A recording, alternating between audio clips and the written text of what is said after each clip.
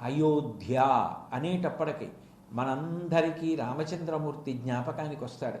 సప్త మోక్షపురులున్న ఒక్కొక్క పురి పేరు చెప్పినప్పుడు ఖచ్చితంగా అక్కడ ఉన్న దైవం గుర్తొచ్చేది ప్రధానంగా చూసినట్లయితే మనకి మూడిటి విషయంలో కనపడుతుంది. అందులో మొట్టమొదటిది అయోధ్య. అయోధ్య పేరు చెప్పగానే రామచంద్రమూర్తి జ్ఞాపకం వస్తారు. అట్లాగే కాంచీపురం పేరు చెప్పేటప్పటికీ కామాక్షి గుర్తొస్తుంది. ఉజ్జయిన్ పేరు చెప్పేటప్పటికీ మహాకాళుడు జ్ఞాపకానికి వస్తాడు. అయోధ్య రాముడు అంతగా అవినాభావ సంబంధం. అందుకే భారతీయులందరికీ కూడా ఆ అయోధ్య అంటే ఎనలేని మక్కువ. ఎంత ప్రేమో ఆ అయోధ్య అంటే ఎవరికి వారే అది తమకే చెందిన నగరం అనుకుంటారు. అటువంటి అయోధ్యానగరంలో ప్రభవించిన రామచంద్రమూర్తి యొక్క అవతారం నిజానికి